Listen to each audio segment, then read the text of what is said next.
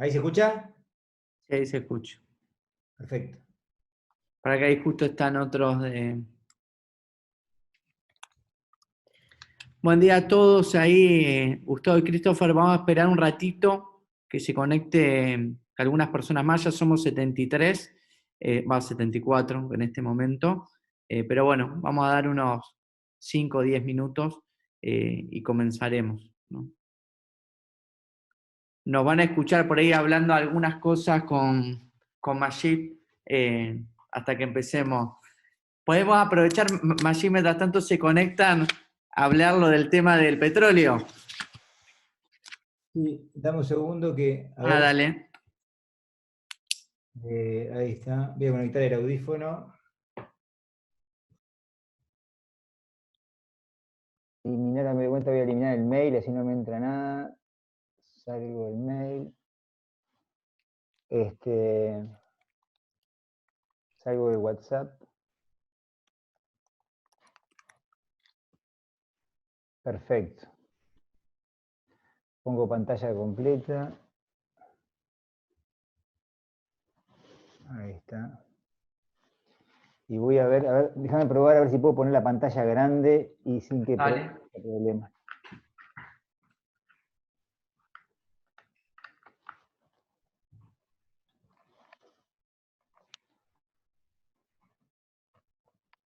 Hola. ¿Se escucha ahí, Javier?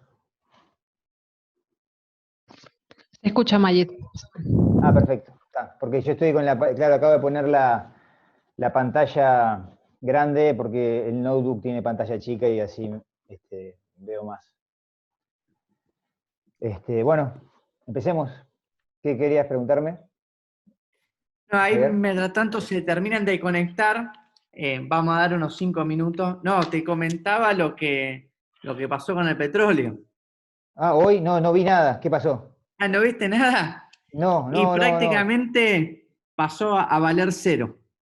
O sea, te pagan por dártelo al barril. ¿Se desplomó? Se A ver, desplomó completamente.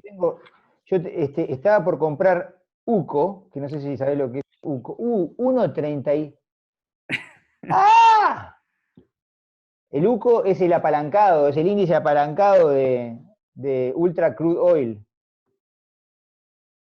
Ah, increíble. No, pero sinceramente hoy no seguí nada, no. Esto es de ahora, ¿no? Es de hace un rato, porque hasta el mediodía no. Sí, a la tarde.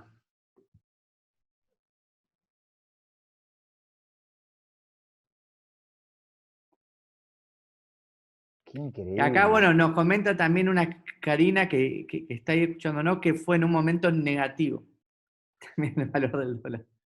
Porque aparte, claro, el gran tema que están teniendo es que el costo de almacenamiento del barril es tan caro también, que en realidad es que no le está conviniendo.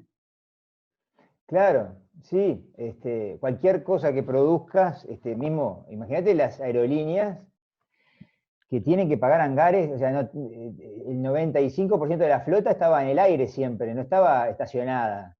Y ahora va a tener aviones, el avión es un activo que te tiene que dar una renta y ahora te da un costo. Y bueno, básicamente imagino que lo del petróleo es... Lo que me llama la atención es que el acuerdo Rusia-Arabia Saudita, creo que fue, no sirvió para nada, porque había pegado un estirón, vamos a decir, de precio y no... eso fue la semana pasada, pero déjame ver cuándo fue. Tal cual. Ahí les pido a todos, en la parte de preguntas y respuestas, que a nosotros nos sirve después para la charla, si las pueden ir contestando sería óptimo.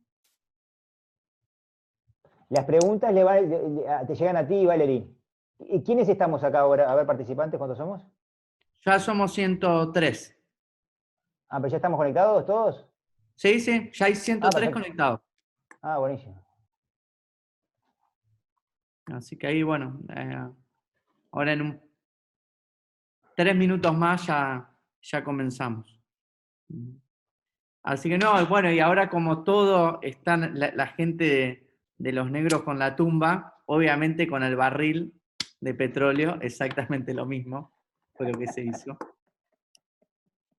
Es como el chiste cotidiano. Sí, Bueno, es más, decían, me llevó un chiste que era, iba una persona a un kiosco y le decían, ¿qué preferís, un chicle o un barril de petróleo?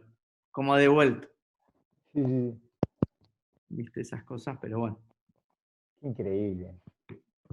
Así que, bueno, las tarifas públicas no van a subir, espero que bajen entonces ahora, es increíble, pueden bajar. Bueno, Ahora el capaz que chat, tenemos es que la suerte que baja la nafta, capaz. sí, sí, sí. Ahora que voy a aumentar el volumen porque no estoy escuchando bien.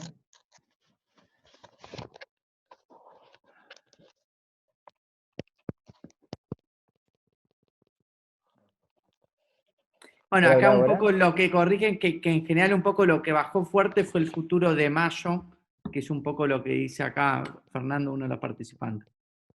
Ah, claro. Sí, porque debe ser transitorio el tema obviamente, el colapso de la oferta y bueno. Estamos y 7, ¿no? Sí, yo ya diría de que empecemos, Magil, porque bueno, ya hay 104, así que creo que ya vale la pena empezar. Ahí dicen que hablemos fuerte porque se escucha un poco bajito. Está bien. Entonces, vamos a, bueno, empezamos formalmente entonces. Bueno, tengo 2 auditorios, según me comentan los amigos de Campila Pilay, que uno es a través de Zoom, que ya tenemos 104 participantes, y otro por Facebook, que aún no tengo el dato de cuántos nos están siguiendo. Bueno, es un placer estar compartiendo lo que pienso sobre el mercado inmobiliario y sobre la valorización de los inmuebles. Es un tema que me apasiona. De chico nací en mi familia paterna y la materna eran familias vinculadas al sector inmobiliario, y siempre me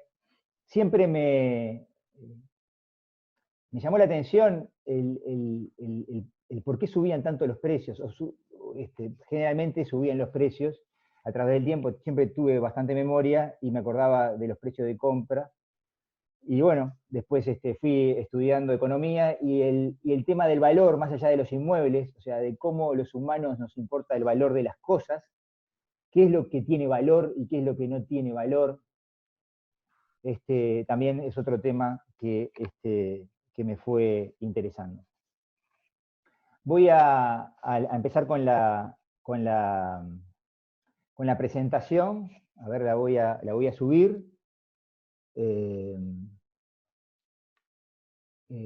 No la puedo subir yo. La tienen que subir ustedes, ¿no? ¿Puede ser? Fíjate a ver si la puedes compartir. Ah, acá. A ver.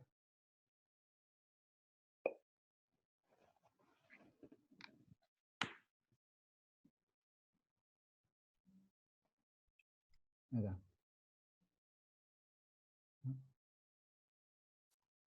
Acá. Perfecto. A ver. Ahí, a ver, cualquiera que vaya viendo, de los que vaya notando, tenga preguntas de lo que va diciendo Majid, pueden directamente en la parte de chatear hacer preguntas y yo las voy a ir leyendo. Perfecto. Bueno, ahí ¿se ve ahí bien, Javier? ¿Hola? Sí, se ve bien. Perfecto.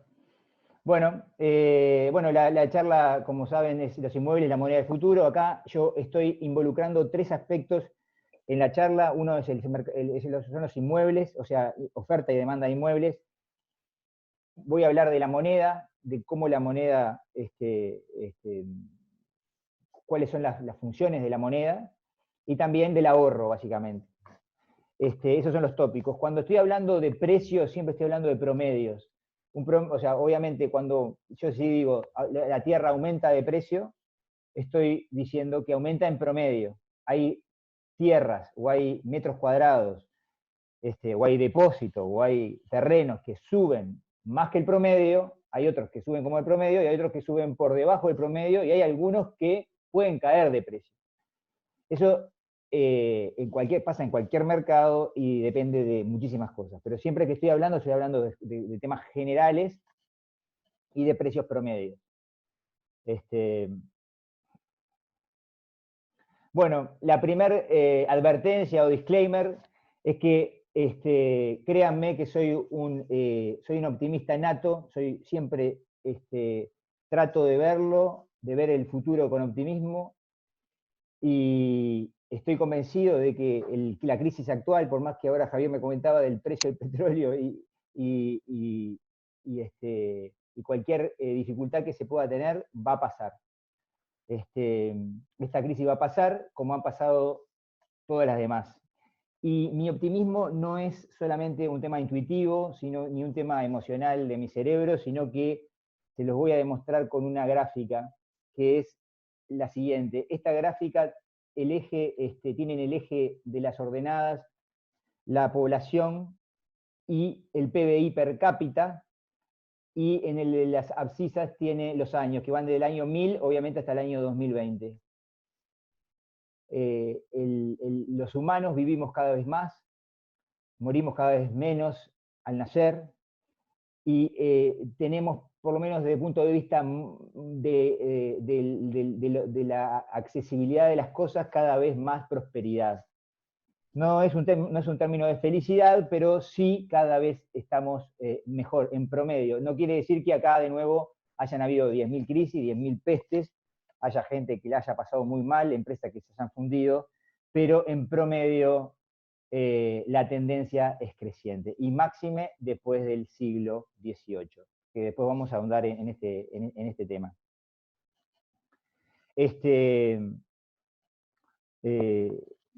El orden de la presentación va a tener tres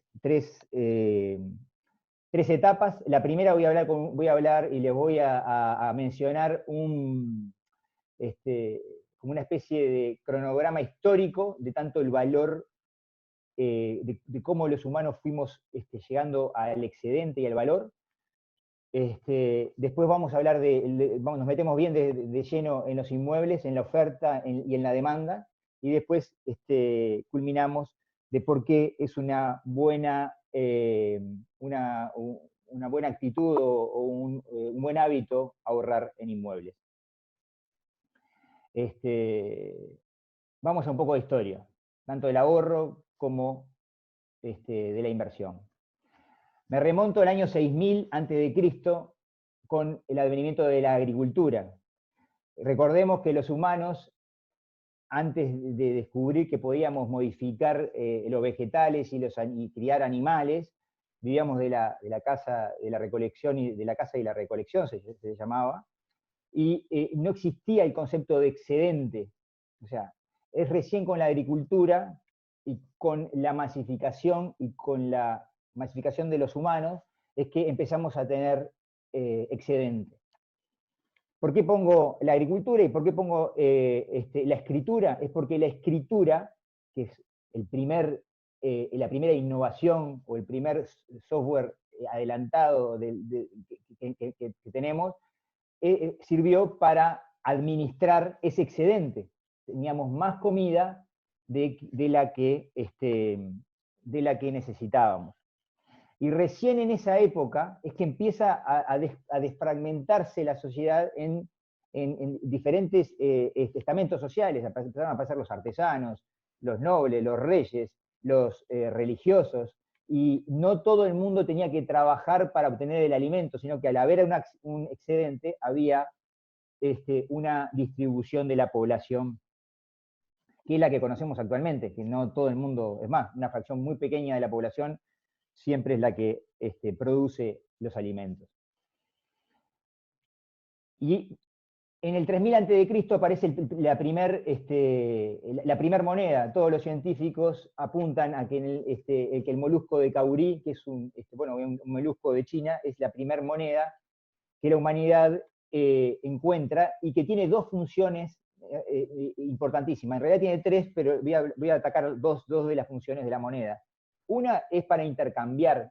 Tiene que ser un objeto que sea pequeño, que no tiene que andar, andar cargando una cosa muy grande para poder intercambiar cosas, en vez de trueque, que se use la moneda para intercambiar cosas, y el comercio que aumente. Y la otra, que es la más importante para esta charla, es lo que se llama resguardo del valor. Es que a nosotros, tanto hace 3.000 años antes de Cristo, hace 5.000 años, como ahora, nos importa sacrificarnos hoy para consumir mañana, o sacrificarnos hoy para dejarle algo a nuestros seres queridos, hijos, nietos o lo que fuera. Entonces, para resguardar el valor como en una pila, en algún lugar, recordemos que en el año 3000 a.C. no podías acumular trigo y cebada por toda una generación, porque pobre, tu hijo, tu nieto iba a estar todo podrido cuando lo fueras a usar, sino que la convención social creó la moneda. Y el principal atributo de la moneda es que pueda valer a través del tiempo. Eso se llama resguardo del valor. Después tenemos en el año 1400 la imprenta. La imprenta es otra innovación más que lo que hace es democratizar la escritura. Antiguamente los libros y el conocimiento lo obtenían una muy, muy reducida fracción de la humanidad, y desde este punto de vista se puso a masificar. ¿Por qué nos interesa la imprenta en temas de ahorro y en temas de inversión?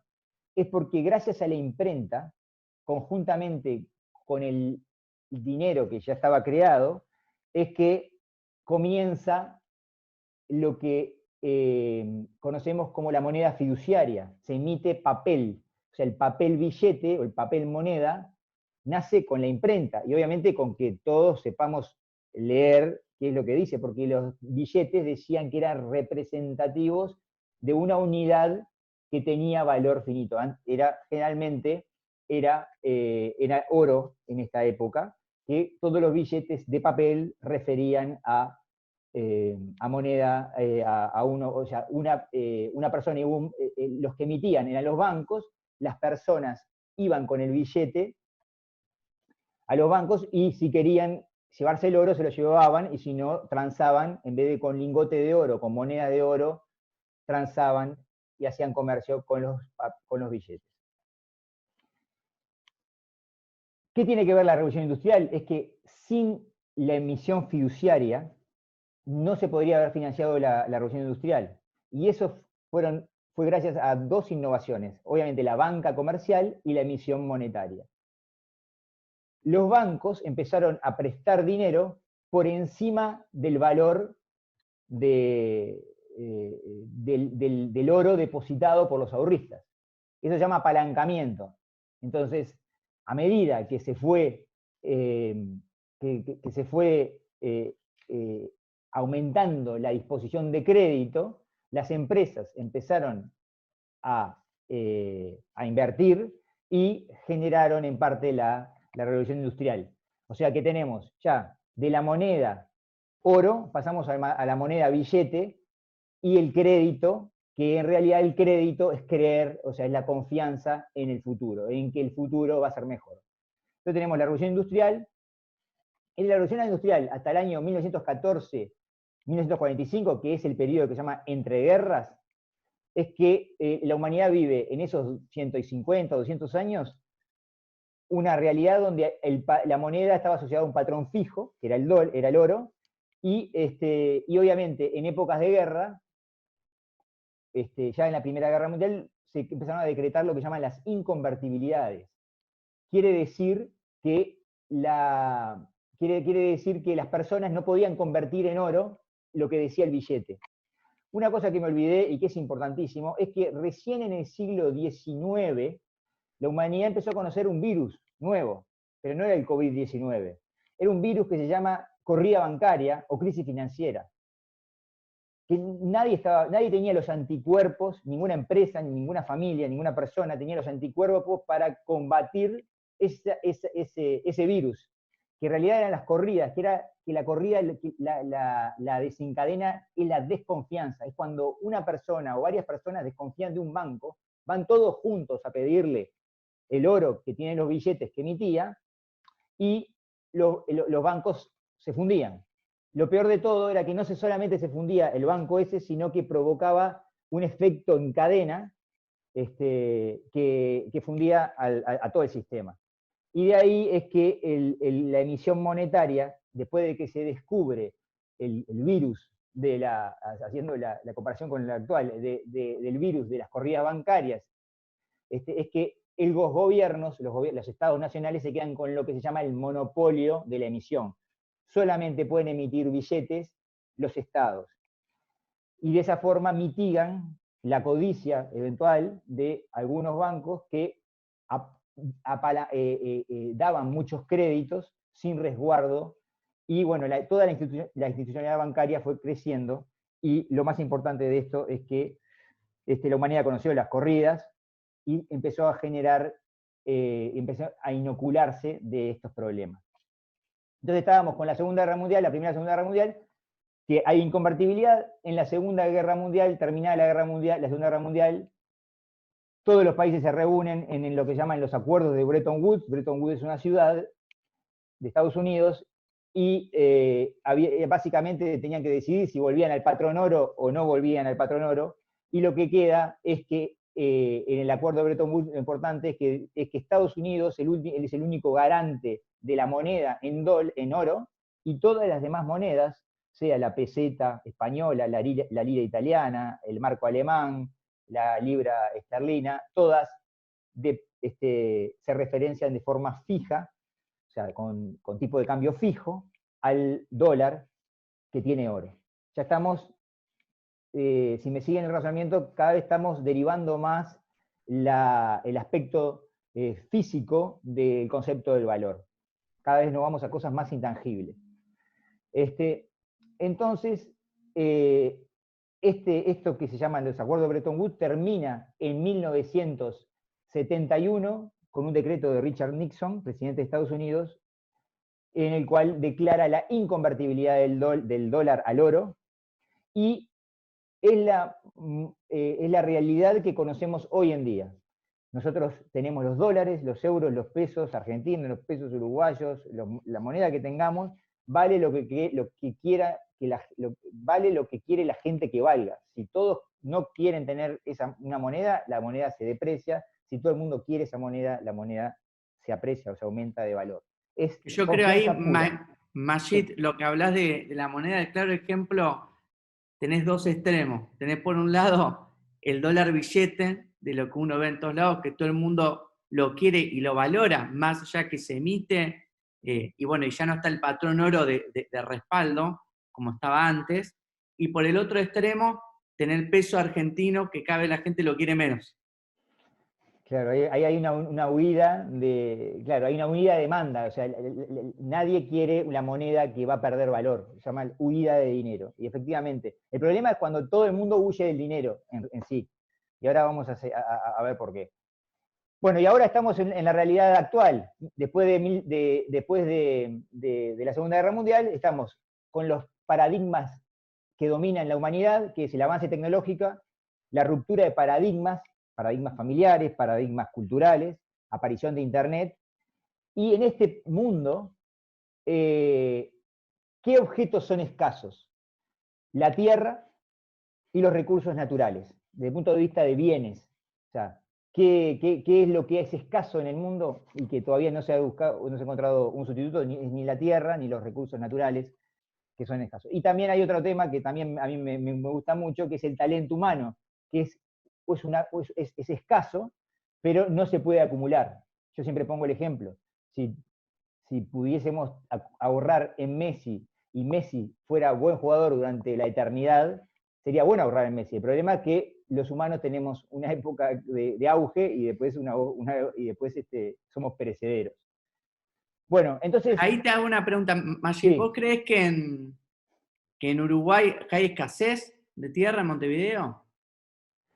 Sí, a ver, ahora como vamos a ver más adelante, en todas las ciudades del mundo que crecen, hay escasez de tierra. El tema de la tierra, como lo estudió David Ricardo años atrás, siglos atrás, es que van de las más demandadas a las menos demandadas.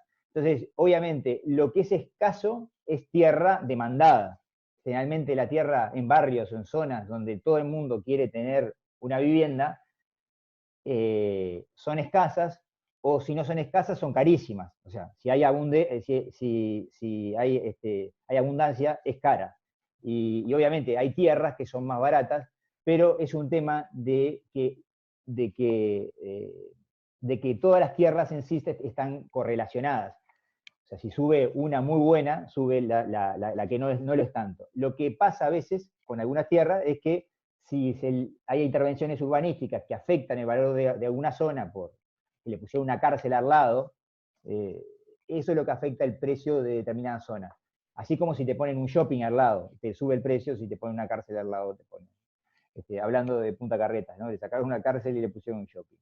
Pero volviendo a tu pregunta, sí, si uno sale a buscar tierra, que me imagino que en Campilla Pilar le debe haber pasado, cuando van a buscar tierra para construir en lugares demandados, capaz que no es que sea escaso, pero no hay mucho, y obviamente el precio no es barato. Entonces ahí tenés un trade-off entre la escasez y el valor.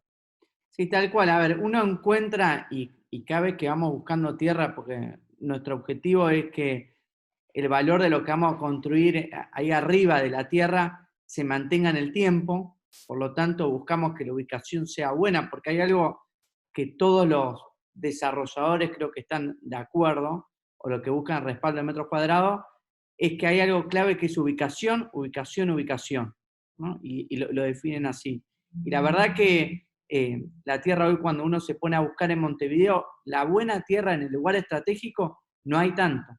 Y más allá de las crisis, uno se da cuenta que no baja. Sí, sí. Sí, es así.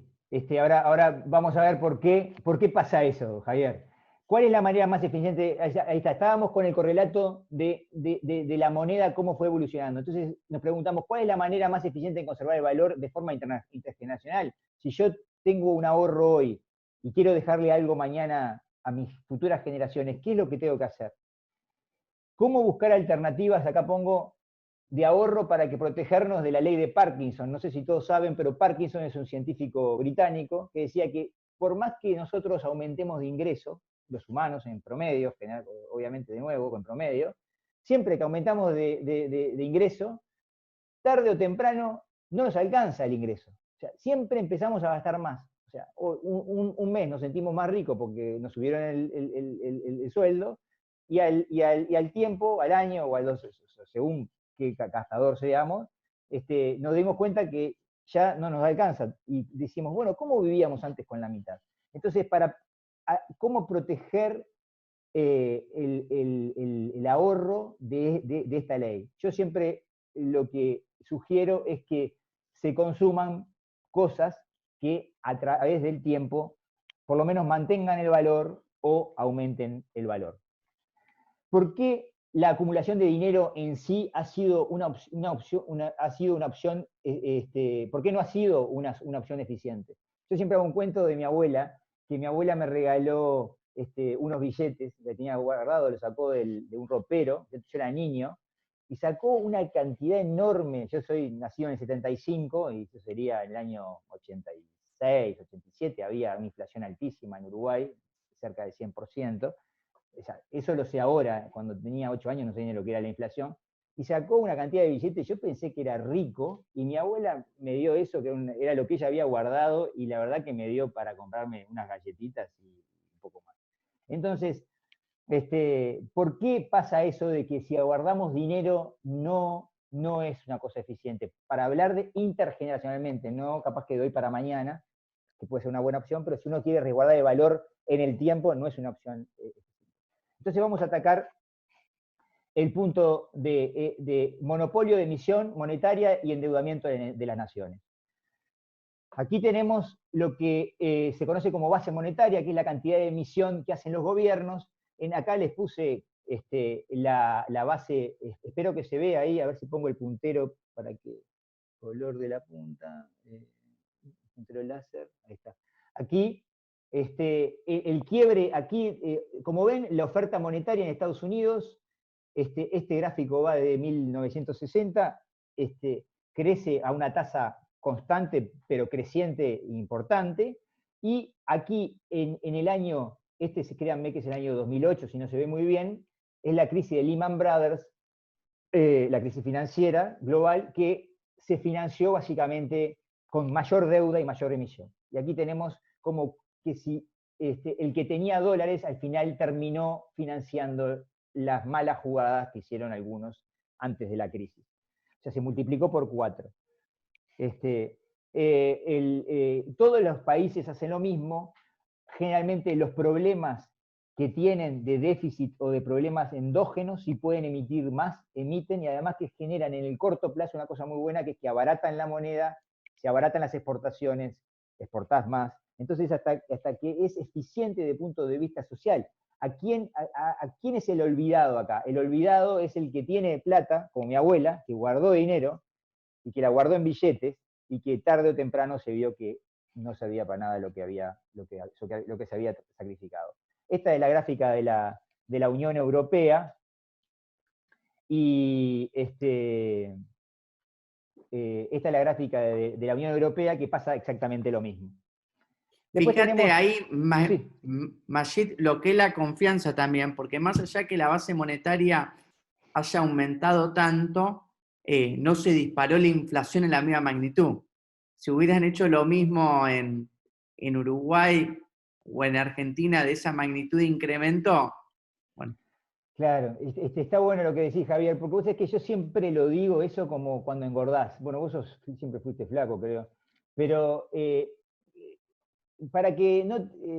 o sea, lo mejor de la inflación para un Estado que quiere quedarse con los ahorros de los contribuyentes, por decir una forma, que tienen la moneda que emitís, es que la inflación sea poca, pero como yo digo, como engordar, porque si engordás 2, 3 kilos todos los años, vos decís, pero pará un poco, pasaron 10 años y decís, pero ¿cómo? No me entra nada, y engordaste 30 kilos, pero no te diste cuenta, año a año no te diste cuenta. Lo que tú decís que le pasa a Uruguay, le pasó a Argentina, a Brasil, es que engordaron de un golpe. O sea, si la inflación es muy alta, es grosera, la gente se da cuenta de un año al otro y se empieza a proteger, y ya el instrumento fiscal de la inflación no es eficiente. Lo que sí pasa en el resto de las naciones es que la inflación es una especie de goteo. Pero además que hay un punto muy importante en esto.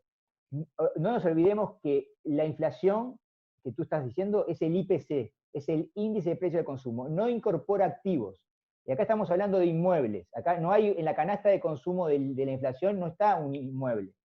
Entonces, en realidad miente un poco la inflación, porque vos decís, bueno, yo gano lo mismo que el año pasado en términos de inflación, pero en términos de activos no, porque los activos, que ahora lo vamos a ver, y en especial la vivienda, crece bastante por encima de lo que crecen los precios. Entonces, en 20 años, si tú ganaste solamente no, si fuiste ganando solamente igual que el año anterior por IPC, 20 años después te va a ser mucho más difícil adquirir una vivienda. Otro aspecto que conspira contra el valores inmuebles, y después lo vamos a ver bien más en profundidad, es el endeudamiento sin precedentes que tienen los países. Esto publicó en el 2009 The Economist, la mayor, esto en inglés es la mayor factura de la historia, y es la deuda corporativa y la deuda de las naciones, que crece año a año. Acá tenemos una cantidad de países, y hay muchos más, que han aumentado el cociente entre deuda sobre PBI. O sea, es como es el cociente de que mide lo que debe un país o lo que debe una empresa con lo que produce. Y acá esto compara año 2000 contra 2014. Y todos los países aumentaron sensiblemente el cociente de deuda-producto. Sí, y ahí a ver, un comentario. Uno cuando ve ahora Uruguay, también se encuentra con una deuda impresionante. que es una de las cosas que marcó también ahora cuando asumió el nuevo presidente. Sí, pasa que los estados generalmente manotean de diferentes fuentes, o sea, tratan de conservar, si hay un shock externo, tratan, que piensan que es transitorio, los políticos generalmente quieren que sea todo transitorio para no obligar al sacrificio a la población. Entonces lo más fácil es aumentar el endeudamiento y que la gente, las familias y las empresas siguen igual, no aumentar los impuestos ni bajar el gasto. Y ahora le digo, ¿qué pasa con el COVID-19? Acá está en la gráfica, ay, me fui. En la gráfica anterior estábamos con que todos los países habían aumentado el endeudamiento, todos los países habían emitido de más. Estoy hablando de los países centrales o los países desarrollados, pero a los países emergentes les pasa lo mismo. Entonces, el futuro va a ser igual o peor, porque ahora tenemos un shock externo nunca visto desde el punto de vista, que es desde el punto de vista biológico, pero que afecta de forma enorme a la economía, y que obviamente lo va a pagar, se va a financiar con mayor emisión, como ya ha salido en la prensa de todos los países del mundo, mayor emisión, mayor crédito, mayor endeudamiento. Así que esto viene para rato. Entonces, ¿qué es lo que recomiendo y qué es lo que sugiero? Refugiarse en la protección institutiva de 5.000 años de historia. Como le dije al principio, en 5.000 años de historia, los humanos ahorramos en objetos cuya oferta fuera finita, que no fuera expandible. Básicamente, cualquier activo inmobiliario tiene esa característica. Bueno, otras características macrosectoriales de por qué aumentan la vivienda año a año, y decir, bueno, pero ¿por qué sigue aumentando? Más de la mitad del planeta vive en ciudades en el año 2019, son los datos que tengo. El 80% del PBI se genera en ellas. Esto quiere decir que vivir en ciudades es más productivo, o sea, se produce más viviendo en ciudades que viviendo en el mundo rural disperso. El avance tecnológico nos hace vivir más en ciudades, y en la economía se llama economía de la aglomeración. Por eso que muchas veces se dice que el ser humano se ha vuelto un ser urbano. El Estado y el mercado han sustituido a la tribu y a la familia en estos 500, 600 años. Las unidades familiares son cada vez más pequeñas, más reducidas. Antes era muy común que los abuelos, nietos, sobrinos, todos vivían en la misma comarca o en la misma vivienda, como si fuese una especie de hogar. Ahora la gente vive en unipersonales. Entonces, obviamente esto ha llevado a la fragmentación de las familias, y los hogares unipersonales crecen a tasas altísimas en todas las ciudades del mundo, en las grandes, en las medianas y en las chicas. Es una tendencia que es común a todos los países. El acceso a la vivienda se ha transformado en una de las principales preocupaciones de las sociedades. Es abrir cualquier medio periodístico y vemos eso. Y Uruguay no escapa de ese escenario.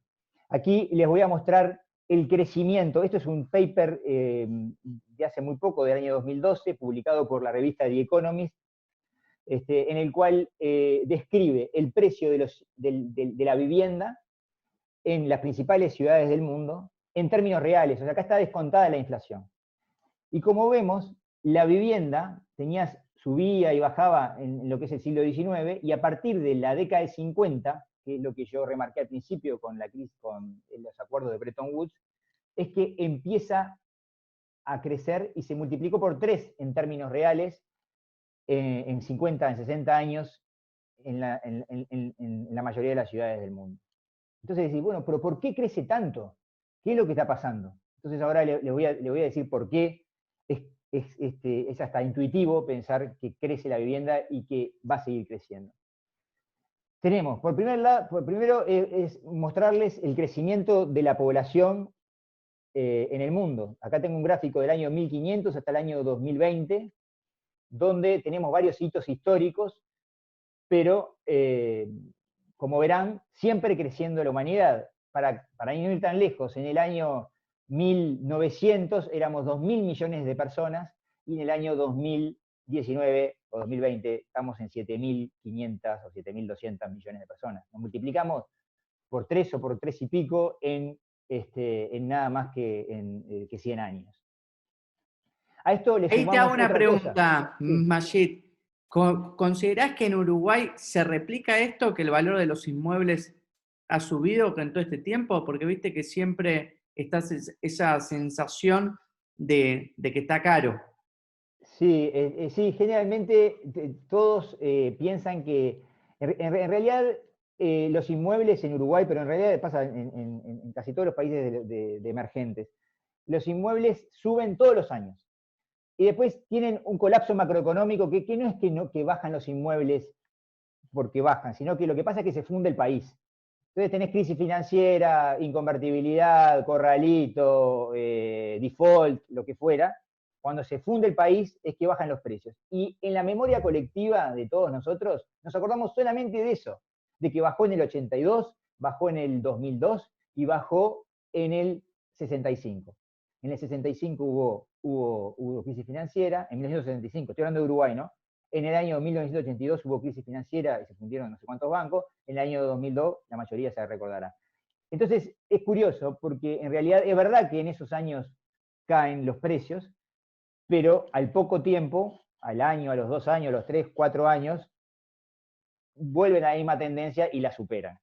Obviamente, la persona o la familia o la empresa que tiene que deshacerse de un activo en época de baja, pierde plata, y bueno, es lo que gana el otro, el que compra. Es un juego de suma cero, y se da en los cortes abruptos de las crisis. Pero en realidad, generalmente en Uruguay ha estado asociado a que se funde el país, y el que detona todo esto es el sistema financiero, ya que va a buscar garantías y va a ejecutar créditos, y antiguamente había muchos créditos en dólares a la vivienda, entonces generaba una distorsión enorme. Entiendo que en Uruguay, con las restricciones de crédito en diferentes monedas a las que uno gana el sueldo, va a mitigar esos problemas. Bueno, yo Pero ahí, volvamos, a ver, sí. un comentario que te sumo. A ver, yo me acuerdo que al principio, apenas lanzamos Campira Pilay, que en Uruguay en septiembre del 2009 el departamento de un dormitorio valía $90.000, y hoy está más cercano a los $130.000.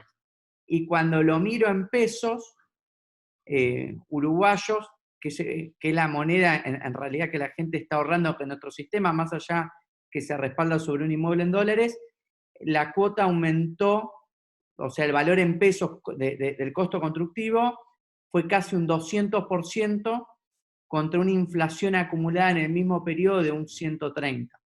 Es decir, el costo constructivo del inmueble, lo que te sale construirlo, aumentó casi un 70% por arriba de lo que aumentó la inflación. Sí, sí. Sí, sí, en realidad es lo que subió el salario también, o sea, el poder de compra. Generalmente hay una correlación entre el poder de compra de la sociedad con el poder de compra de los trabajadores que fabrican un inmueble. O sea, que es muy difícil que la sociedad tenga mayor, si está bien distribuido el ingreso, que aumente el ingreso de las familias y no aumente el precio del salario de los que trabajan en la construcción. Pero volvamos a por qué pasa esto que tú estás diciendo, Javier. Como había dicho, crece la población en el mundo. En Uruguay este factor no pasa, porque no crecemos mucho, pero sí vienen los otros. La población urbana crece, o sea que este gráfico lo que mide es qué cantidad de gente vivía en ciudades en 1950 y qué cantidad de personas viven en ciudades en el año 2020 y cuánto esperan en el 2050. ¿Cuánto se espera? Entonces tenemos que la gente vive entre el año 50 y el año 2020, la gente viviendo en ciudades se multiplicó por 4, o sea, que se multiplicó mucho más que lo que crece la población. Entonces, estos dos factores juntos, más este que le voy a mostrar, que es el del hogar unipersonal, que ya les había comentado en las planillas anteriores, decimos, bueno, acá esto es de Estados Unidos y de Gran Bretaña.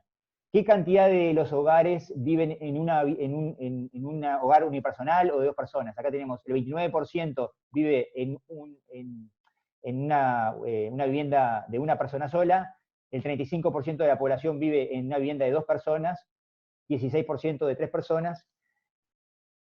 En el país de Madrid dice 1 de cada 4 hogares está formado por una sola persona.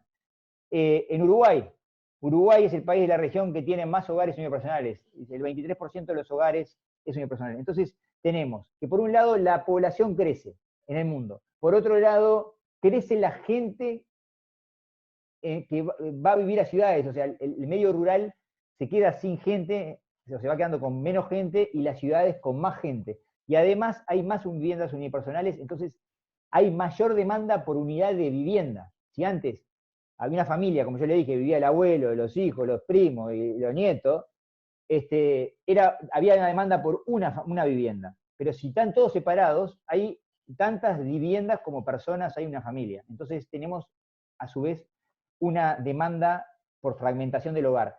Volviendo a tu pregunta de Uruguay, ¿qué es lo que explica que aumente el valor en Uruguay? Esa es la más importante. Es la fragmentación del hogar, es mucho más importante que el crecimiento de la población, porque el crecimiento no crecemos mucho en personas. Pero en Argentina, en Paraguay, en otros países que ustedes están, me imagino que la presión demográfica, que es eso, que es la presión que el mercado inmobiliario le hace al aumento de la gente, es importante. Y por último, el punto, el crédito. El crédito hipotecario es otro que agrega demanda al mercado inmobiliario. Tenemos otro gráfico más, que es el de los créditos hipotecarios en Estados Unidos, que acá, como vemos, de nuevo, a partir de 1950, empiezan a aumentar. El rojo son los créditos hipotecarios, y el azul son los créditos que no son hipotecarios, o sea, que no tienen una hipoteca garantizando el crédito. Y además los rojos son de vivienda. Y después tenemos el otro gráfico más que es importante, que es a partir del año 2008, los bancos centrales empezaron a restringir mucho de los créditos que hacen los bancos al sector inmobiliario. Entonces, a través de fondos de inversión y otros instrumentos financieros, se empezó a financiar lo mismo. Entonces, si tú le agregás más dinero a una demanda, vos tenés que la gente aumenta, la demanda aumenta porque hay más gente, porque la gente vive más en unipersonales, y porque la gente vive más en ciudades, y además hay más crédito, se configura un aumento de demanda, que es la que explica este gráfico. ¿Por qué sube tanto después de la década de 50? Entonces, ahora vamos a la oferta y el valor de las viviendas. Entonces teníamos por la demanda, ya los traté de convencer de que la demanda siempre tiende a crecer.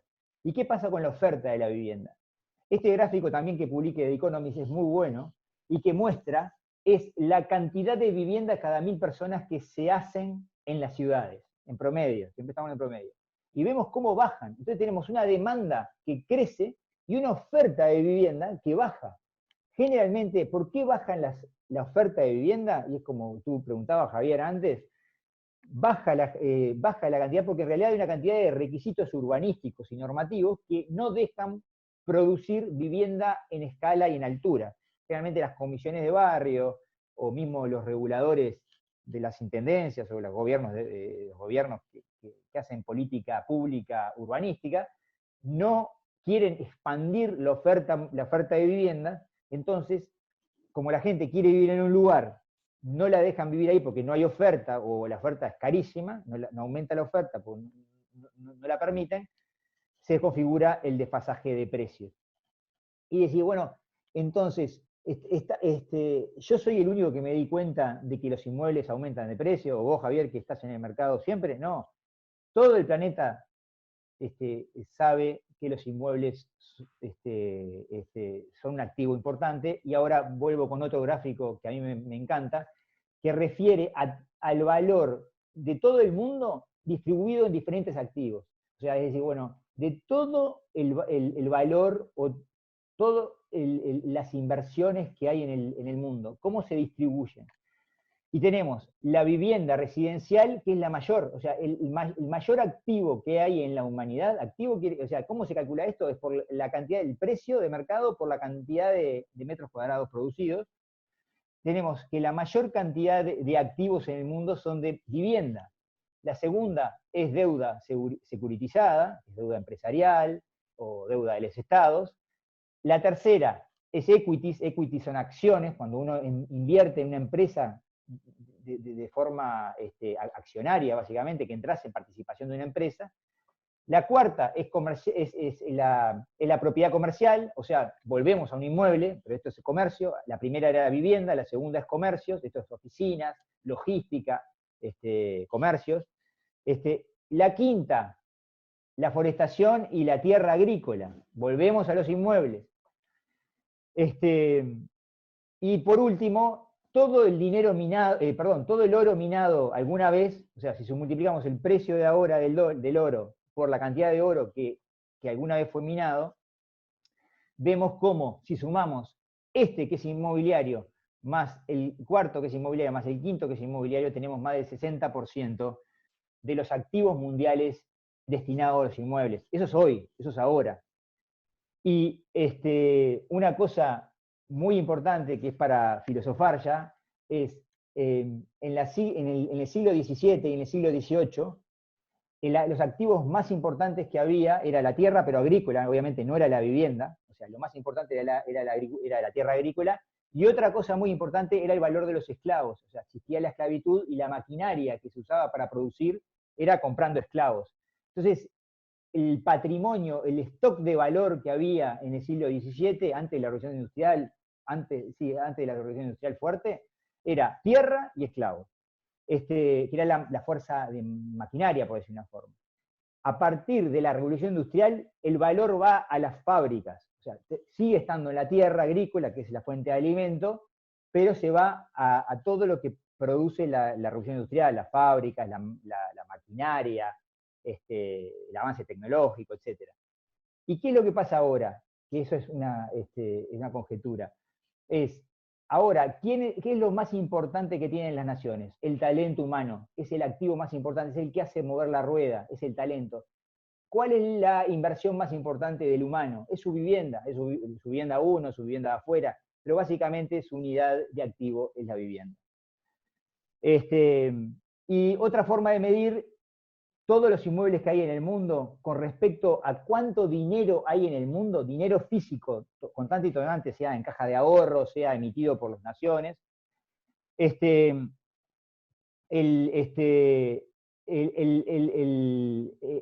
5%, o sea, 1/20 de lo que está invertido en inmuebles es lo que está emitido de dinero en el mundo. Volviendo a la primer diapo que yo les dije de historia, les comento que si sumamos todos los euros que están emitidos, más todos los dólares que están emitidos, más todos los euros, más todos los yen, más todos las libras esterlinas, más todos los yuanes, y lo sumamos, nos da 10,9 billones de dólares, que es el 5% de lo que está invertido en inmuebles. Entonces, acá hay una segunda sugerencia que les hago. Si tienen patrimonio, está buena, me gusta esta proporción de decir, bueno, ¿qué porcentaje de activos líquidos? O sea, estoy hablando de alguien que tiene capital, ¿no? Una familia que tiene capital. Bueno, ¿qué porcentaje? 5, 10% de activos líquidos. Líquido quiere decir que lo tengo en cash o en instrumentos que son muy de corto plazo, y el otro 90% atados a inmuebles. ¿Por qué ahorrar en inmuebles? Ahora vienen todos. Como ya les dije, es la forma intrínseca más importante de resguardo de valor intergeneracional. Y además una cosa que tienen los inmuebles y no tienen ningún otro activo en el mundo, es que te reporta, a la gran mayoría de los humanos nos reporta una utilidad o una satisfacción emocional. No quiere decir que a todos les pase, a mí me pasa. Decir, bueno, yo tengo mi casa, yo tengo esto, es mío, le planto un árbol, le planto no sé qué, se la doy a mis hijos, invito a un familiar, a un amigo, lo que fuera. Eso yo no lo estoy poniendo, pero sepan que existe también. O sea, cuando uno toma una decisión de una inversión inmueble, es una inversión que es una inversión monetaria, pero además reporta una utilidad emocional, que lo estoy diciendo. Y yo te sumo ahí a la utilidad emocional también desde el punto de vista del apoyo global a un país, en el sentido que en realidad uno podría hacer una colocación financiera, por ejemplo, en un bono particular, y no es lo mismo que si yo invierto en una construcción de un edificio donde hay un montón de obreros y familia atrás, que también estoy aportando. Más allá de la sensación de tener inmueble, el impacto que también tiene. Por eso hoy uno cuando ve, por ejemplo, el gobierno desesperado para abrir el tema de la construcción acá, por todo el trabajo que viene acompañado. Claro, sí, porque en realidad mueve a más de muchos trabajadores, mueve la barraca, o sea, sí, genera. Y hay otro ejemplo que pongo a veces, es que cuando decís que reporta una utilidad o una satisfacción emocional, es porque es un objeto tangible. O sea, yo solamente conozco a Rico McPato, aquel personaje que era que le gustaba tirarse, ¿te acordás? Arriba de la moneda de oro. Y capaz que le daba, además de tenerle el oro, era que le gustaba mirarlo al oro. Pero los demás, un bono, volviendo a tu ejemplo del bono, cuando uno tiene el bono no existe. Antiguamente eran físicos, pero ahora ni siquiera son físicos. Entonces, lo que tenés es un estado de cuenta que hasta te viene por mail, una cuenta de un banco que te dice, bueno, tú tenés tantos bonos y te van a pagar tanto interés. No quiere decir que no sea una cosa segura o muy segura. Estoy diciendo lo que te reporta de utilidad. Puede ser utilidad emocional porque tenés algo, o como dice Javier, que estás pensando que estás haciendo algo que a su vez encadena a otros gastos o otras actividades en la economía. Después hay otra crítica que se le hace a los inmuebles siempre, que yo también a veces la hago, que digo, bueno, pero los inmuebles son activos poco líquidos. Poco líquidos quiere decir que si vos querés venderlo rápido, para vender algo rápido tenés que bajar mucho el precio, si no tenés que esperar a que aparezca el comprador. Como cualquier cosa en la vida, es decir, tenés que esperar a que alguien quiera lo que vos estás vendiendo. Pero en el caso de cuando uno quiere ahorrar de forma intergeneracional, que asumo que muchos de los que están escuchando capaz que quieren eso mismo, está bueno que no sea líquido, porque a veces en la vida decís, bueno, te vienen esas ondas medias místicas, decís, quiero viajar mucho, quiero gastarme toda la plata, quiero cambiar el auto cada 2 minutos, o el celular, o lo que fuera. Entonces, al ser poco líquido, no te permite sacar la plata rápido y después te arrepentís. Por lo menos te hace pensar un poco si efectivamente lo que querés es gastar la plata y no acumularla. Vos sabés, ahí, Majid, yo te sumo, que lo he visto bastante en nuestro sistema de ahorro, que hay gente que pone directamente la tarjeta de crédito, nuestra cuota, o por débito automático, para que le debiten rápido, para que no le pase esto mismo que decís vos. Es decir, de esa manera se aseguran que no se lo van a gastar, porque hoy en realidad la cantidad de cosas para gastar son infinitas. Y hoy hay, a ver, acciones que uno le hace subconsciente que juegan en contra. Como por ejemplo, los viajes. Porque uno por ahí pasa 10 meses pagando el viaje, se va de viaje, vuelve y empieza otros 10 meses. Y en definitiva, es un ahorro que no es ahorro. No, yo mira que he discutido con amigos, con familiares. Digo, en realidad eso es que te consumís una experiencia. Y que está bien a veces. El tema es que uno tiene que poner en la balanza qué es lo que quiere en la vida. O sea, vos querés vivir la experiencia y viajar y conocer todos los lugares del mundo. Después, cuando no tengas tu vivienda, después no te quejes. Decir, no, la vida me castigó. No, te la comiste toda, lo que pasa. Entonces hay que equilibrar entre vivir y ahorrar. Es un equilibrio complejo. Pero cada uno tendrá su curva de preferencia. Ahora voy a atacar el punto que me parece muy bueno, que es el problema para la gente común o para el 96%, 97% de la población del mundo, que es el ticket. Cuando digo de ticket inmobiliario es que uno tiene que comprar una unidad de vivienda, un apartamento, una casa, lo que fuera, pero eso es una unidad. Uno no puede comprar una pared de una casa, o un baño de una casa, o un centímetro cuadrado de una casa.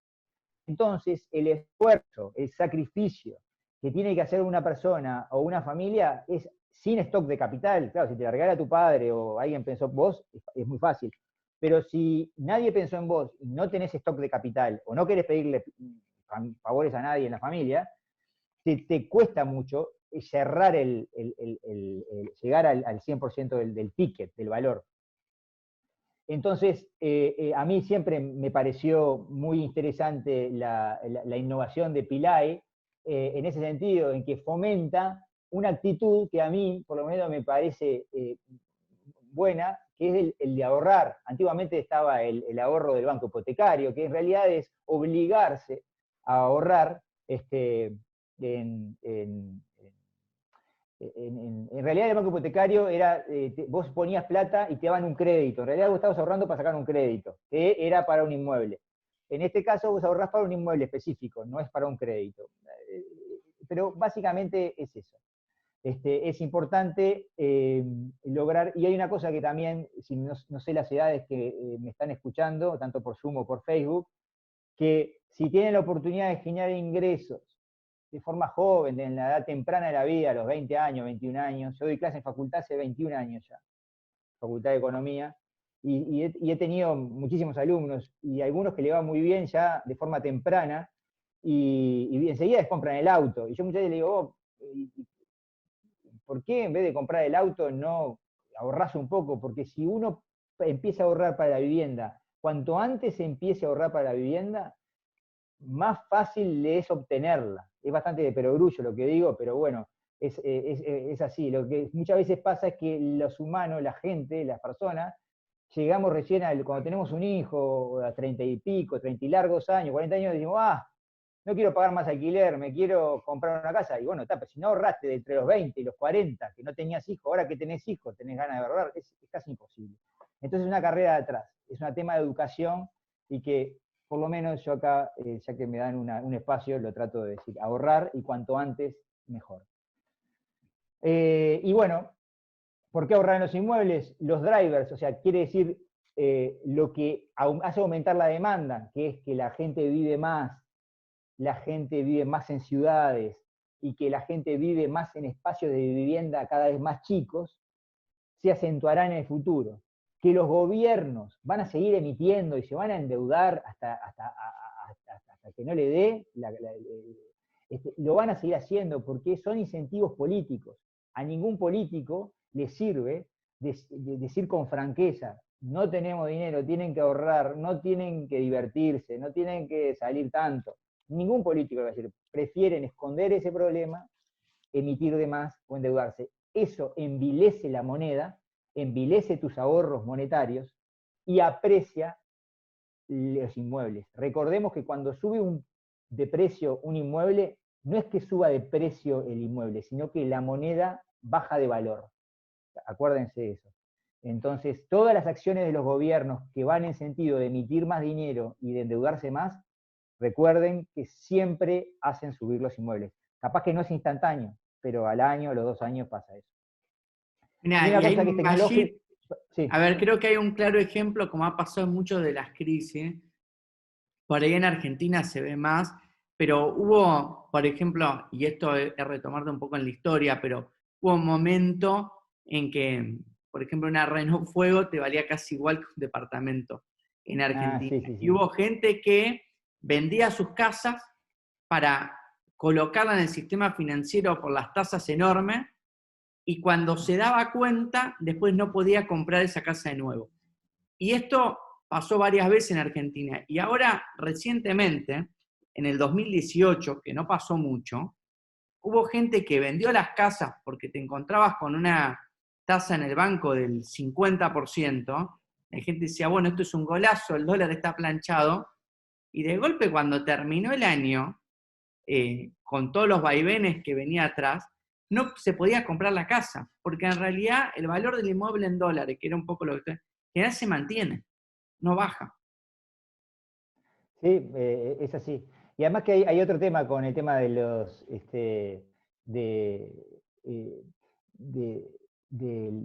básicamente de los autos, de los viajes. Generalmente, claro, reportan más utilidad de forma instantánea que duradera. Entonces, muchas veces, claro, los incentivos, y además que a veces si los tickets son más chicos, claro, vos te remontabas antiguamente que los autos valían como un apartamento. También antes los autos no bajaban de precio, ni cambiaban de modelo cada 2 minutos. Entonces, tener un auto hasta, no sé, en la década del 80 o la década del 70, decía, bueno, me compro un auto bueno y lo vendo a los 3 años, 4 años, si lo cuido, lo vendo al mismo precio que lo compré y lo usé. Ahora olvídate, lo compraste y bajó 20%, lo sacaste de la automotora y ya te bajó el 20%, y además que tenés a la intendencia atrás tuyo ya recordándote que tenés que pagar la contribución.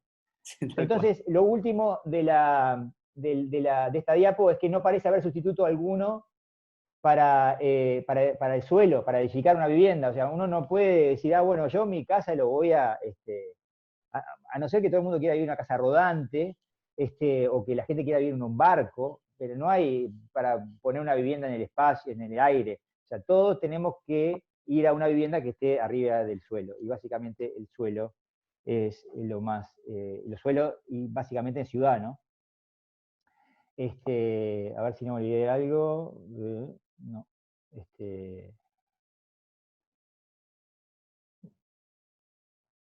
Nada más, no sé por qué no me sale la última diapo, la última presentación. Acá, gracias, ya terminé.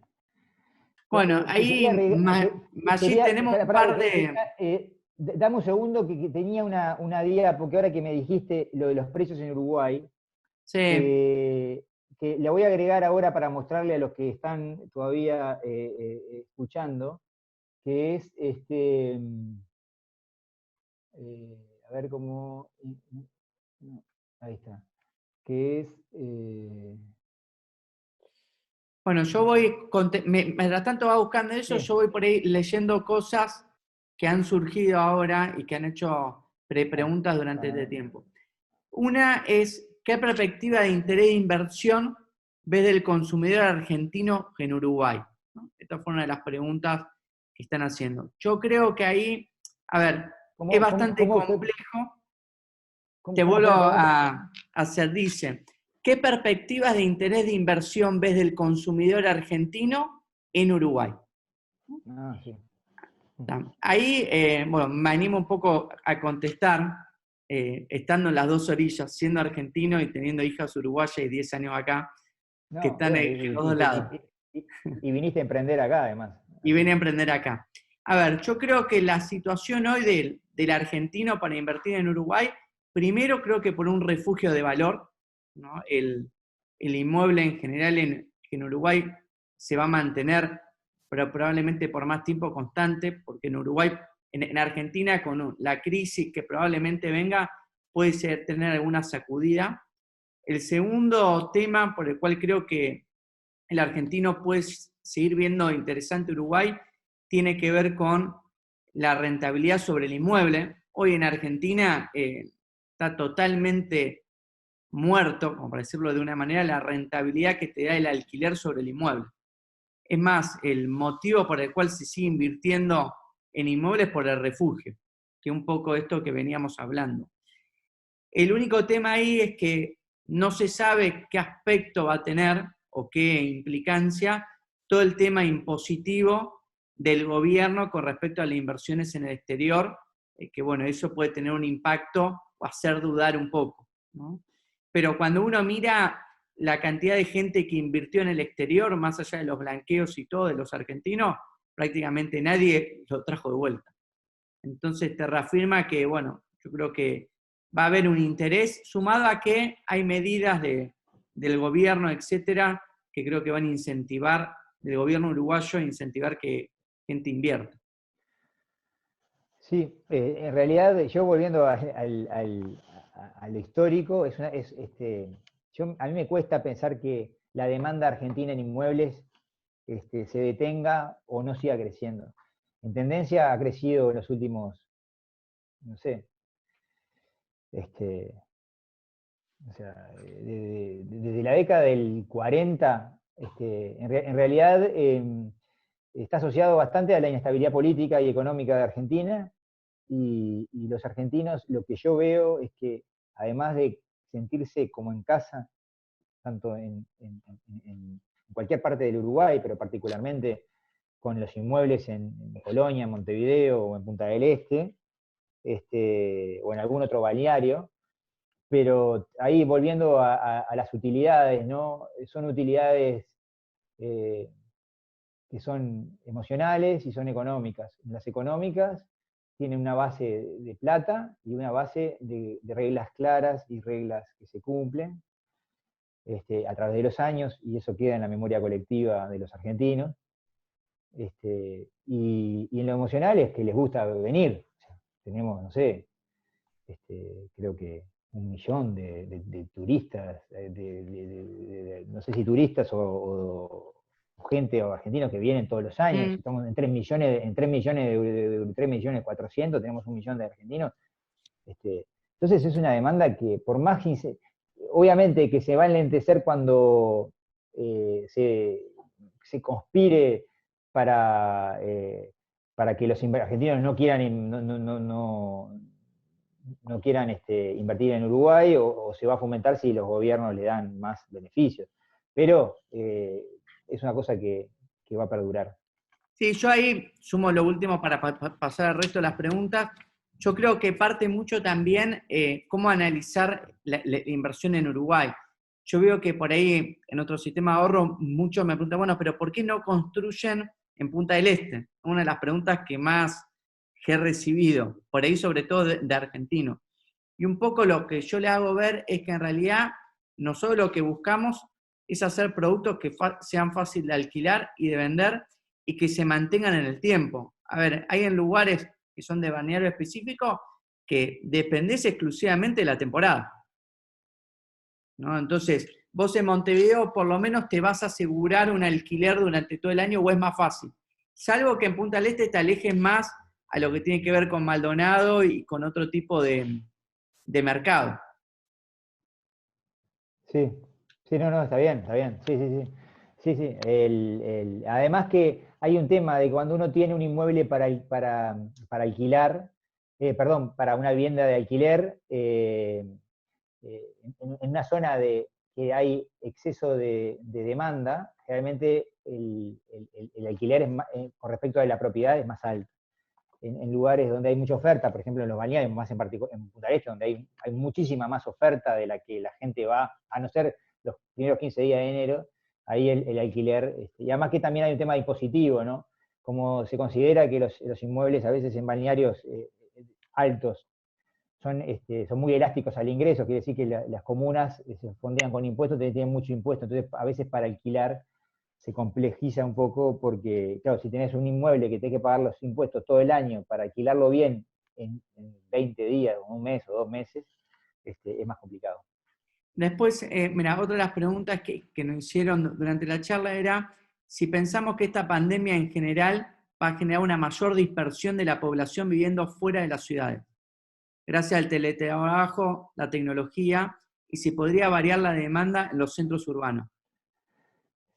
Está buena la pregunta. Sí, lo he pensado, pero me animaría a decirte que en números es casi imposible, porque no sé si es uno o varios que preguntaron lo mismo, pero es para un segmento muy pequeño de la población que está asociada a poder trabajar en teletrabajo. Y después hay una cantidad de servicios conexos a la persona, clubes, amigos, si tenés hijos, los colegios de sus hijos. O sea, vos tendrías que llevar toda la infraestructura de servicios que a vos te gustan para vivir en ciudad, llevarla para afuera. Yo tengo mi casa afuera y claro, ahora porque puedo ir porque mis hijos no tienen colegio, y mis hijos no tienen cumpleaños, y no tienen una cantidad de vida social.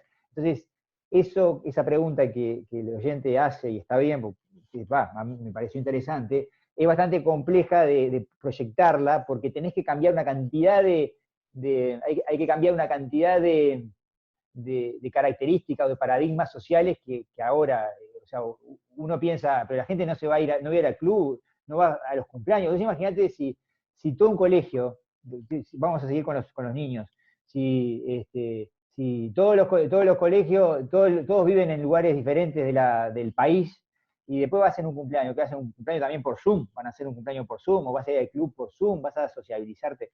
Yo creo que, como vimos en las grandes macro tendencias, que es el punto que yo puse acá, para salir un poquito del problema de la crisis, en las grandes macro tendencias es que la concentración va a seguir.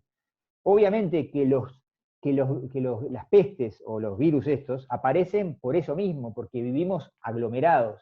O sea, las primeras pestes fueron en el siglo XV, XIV, y fueron porque la gente se empezó a juntar no había medidas sanitarias ni nada, no sabía cómo era esto de que habían los virus, y así la tecnología fue creciendo. Ahora lo que va a hacer es que la tendencia en ciudades va a seguir aumentando como ha venido, lo que pasa es que vamos a generar anticuerpos, pero no anticuerpos para los virus, sino anticuerpos para protegernos de los virus futuros. Sí, a ver, yo ahí tengo una opinión similar, y es más, a esto yo sumo algo, que creo que es algo que va a servir. La mayoría de las empresas que se vieron ahora obligadas a mandar a teletrabajo, tanto en Uruguay como conocidos en Argentina, como conocidos en Paraguay, la mayoría quiere volver a trabajar físicamente.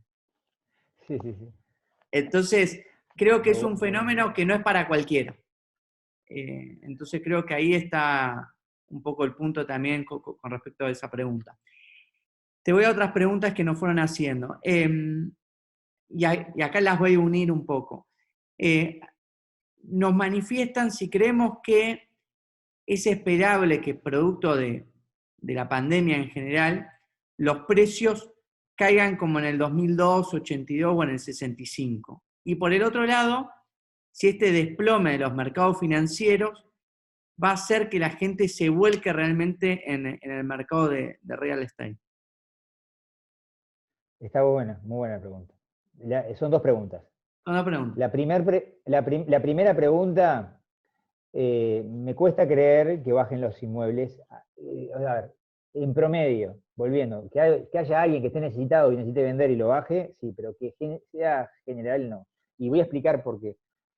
En el pasado, el que activaba la baja del inmueble era el sistema financiero, y ya medio lo mencioné. O sea, generalmente habían crisis, habían problemas económicos, que podía ser lo del COVID-19, las empresas vendían menos, tenían que mandar a seguro de desempleo, a despedir gente, los gobiernos se endeudaban y empezaban a fundirse las empresas y los gobiernos. Y los bancos.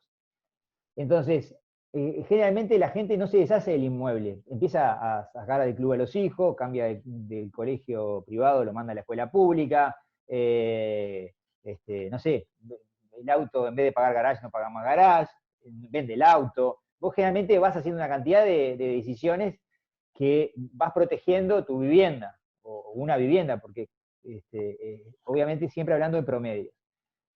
Entonces, ¿por qué bajaban tanto los inmuebles? Eso era porque, como dije antes, en la época de auge, los bancos, en Uruguay, y en Argentina era igual, prestaban en dólares. Entonces te daban a una familia que pagaba todos los meses, te pagaban a 30 años te prestaban en dólares, o a 20 años te pagaban en dólares, o a 15 años te prestaban en dólares, y tú tenías que devolver cuotas en dólares.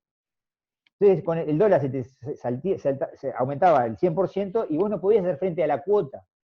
Y era imposible, porque habías quedado sin trabajo. Entonces el banco tiene que salir a rematar tu inmueble, no puede especular. Además que en Uruguay hay una reglamentación del Banco Central es que no deja a los bancos tener en su activo inmuebles. Entonces tiene que salir a rematar. Ese es el que detona, o sea, cuando vos generás el juicio y el remate de la unidad de vivienda o el inmueble para cobrarte el crédito, es que empieza el espiral de caída de precios, que es el que lo provoca. Ahora, actualmente, los créditos son todos en unidades indexadas. Para los que no saben, la unidad indexada es una moneda en pesos uruguayos que se va indexando, o sea, se va ajustando con la inflación. A medida que aumenta la inflación, aumenta el crédito. Es verdad que la gente a veces, si te quedaste sin trabajo, no vas a poder pagar la cuota, pero no tenés desequilibrios macroeconómicos, no estás descalzado entre lo que ganás, en la moneda que ganás dinero y la que tenés el crédito. Entonces, sí, que pueden bajar los inmuebles producto de esto, sí, pero no de la forma y la brutalidad que vimos en el 2002 o en el 82. Esa es la primera pregunta. Y la segunda pregunta, déjame terminar, la segunda pregunta Dale. era, a ver, repetime, había No, otra claro, pregunta. la segunda pregunta estaba centrada si producto de esta crisis la gente se iba a volcar a el inmuebles, sí. mercado de real estate.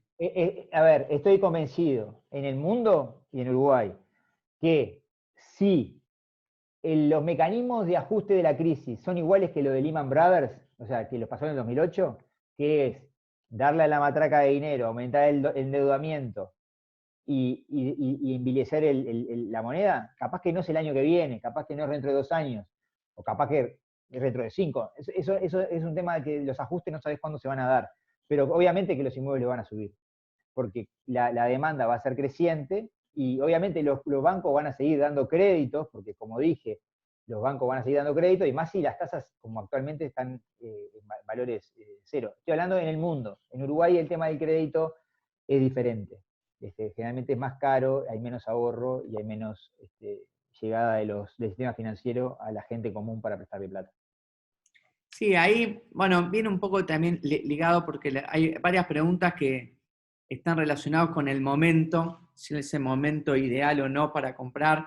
Bueno, ya ahí un poco sumado a lo que decías vos, yo creo que el valor de los inmuebles puede llegar a bajar, creo que en casos puntuales o situaciones también puntuales, porque, a ver, producto de la crisis y cómo está pegando, obviamente que va a haber oportunidades, ¿no? Porque va a haber gente, como vos decías, que en la última opción va a ser desprenderse del inmueble, pero llegado a ese punto y tener que mantener ciertas cosas, va a estar dispuesto a desprenderse y perder un poco de valor, ¿no? Siempre y cuando dentro de una lógica. Ahora, también comparto con vos, yo creo que, a ver, esto nos deja una incertidumbre porque hay mucha gente que ha invertido en mercado financiero, lo mismo que pasó con la crisis del 2008, y se asustó mucho cuando vio que bajó el 50%, 60% su capital. Y el inmueble, dentro de todo, más allá que no tenés grandes subas, ¿no? Sabés que dentro de todo es un refugio de valor, y siempre lo que dicen, para invertir en bolsa tenés que tener nervios de acero, porque es complicado. A ver, lo mismo que veíamos al principio cuando hablábamos del crudo, es decir, nadie se hubiera imaginado esta realidad. Era casi inviable pensar algo así. Después, a ver, yendo a otras preguntas, ahí un poco son más directas a Campila Pilay. Una que nos dicen es, ¿qué riesgo se corre con el ahorro para vivienda?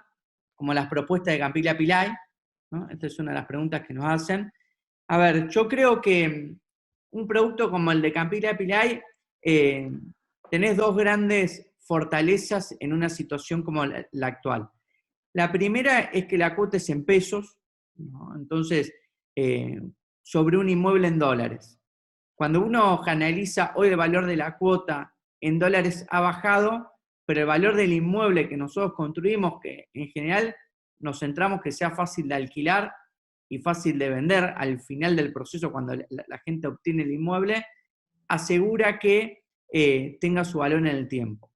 El otro punto que tiene como fortaleza el sistema cuando uno lo ve es que al tener más de 2.000 clientes en total, nosotros la demanda se genera con anterioridad. Es decir, si nuestros clientes siguen pagando, nosotros en los próximos 20 años tenemos que construir más de 2.000 departamentos. Entonces, en una situación donde puede llegar a haber una crisis, el sistema se puede ver fortalecido momentáneamente, siempre y cuando no sea una crisis global y demasiado fuerte, en el sentido que puede encontrar oportunidades en la compra de terrenos, como hablábamos hoy, y poder brindar al fideicomitente ubicaciones mejores de la que podría estar brindando en una situación normal. Podemos llegar a encontrar oportunidades en Punta Carreta, por ejemplo, que por ahí en una situación normal era más inviable, ¿no? Porque vos, a diferencia de otro constructor, al tener la demanda, el riesgo de empezar un nuevo proyecto lo tenés bastante disminuido. Después, otra de las cosas que preguntaron es por qué el sistema no estaba en Estados Unidos. Bueno, ahí creo que crédito barato. es un tema que en realidad, a ver, no hemos llegado a Estados Unidos. También creo que puede ser viable, porque creo que este sistema de ahorro ha demostrado que tiene sus fortalezas, pero bueno, es algo para pensar en el tiempo, la realidad. Después, a ver... Perdona, déjame agregar algo, Dale. Javier. Que lo que yo veo de afuera, ¿no? El tema acá es, si tú tenés un crédito a tasa cero, vamos a decir que Uruguay pudiese, cada persona poder tener un crédito a 30 años sin pie o down payment, o sea, el pago inicial, ¿no? Que vos a pura cuota, a 30 años, que comprás un inmueble, con tasa cero, capaz que decís, bueno, ¿para qué voy a ahorrar? ¿Por qué me voy a sacrificar hoy para ahorrarme un inmueble si yo lo que tengo es un crédito? Entonces, cuando vos tenés tasa cero, el incentivo, tasa de interés cero, el incentivo a ahorrar es cero. Entonces, lo que yo entiendo que ofrece Capilia Pilay es una alternativa de ahorro. Entonces, te da dando, así como vas al supermercado y si vas a comprar salsa de tomate, hay como 5 salsas de tomate diferentes, acá hay uno solo que dice, yo me preocupo por tu ahorro y ofrezco este servicio para que tú, todos los meses, aportes plata para ahorrar. Pero claro, te es rentable vas a tomar esa decisión en la medida de que vos la tasa de interés sea alta. En Uruguay siempre ha sido alta, y hay una cosa que también, que es un paréntesis, pero les va a servir, creo, a los que están escuchando y que están buscando vivienda, que muchas veces a mí me vienen y me dicen, no, Majid, yo estoy esperando que gente que no tiene mucho capital, ¿no? Gente que tiene algún ahorro, pero que necesita un crédito. Entonces muchas veces me dicen, no, Majid, yo estoy esperando que bajen, hay una crisis y va a bajar, y ahí compro. Y yo, sí, pero cuando hay una crisis, nadie te va a prestar. ¿En qué cabeza está pensar que te van a prestar cuando hay una crisis? Nadie presta cuando hay una crisis. Generalmente los inmuebles están baratos cuando nadie presta, cuando todo el mundo está prestando dinero.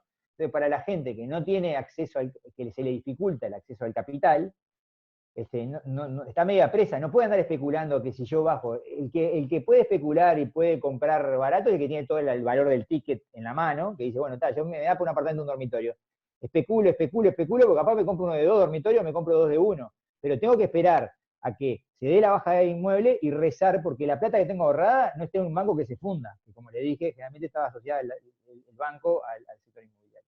Entonces cerré paréntesis porque estaba... No, está bien. A ver, y lo último, la verdad que, bueno, es que para agradecer, quedaron por ahí algunas preguntas más colgadas, pero bueno, le vamos a contestar después por privado a la gente, igual vamos a dejar el video. A ver, tuvimos alrededor de unas 30, 40 personas por Facebook Live y por acá tuvimos unas 104. Así que fue un buen número, Majid. Bueno, muchas gracias a todas las personas que nos acompañaron hasta acá, hasta el final. Y bueno, y esperemos que le haya sido útil a todos. Bueno. Saludos. Chao, chao.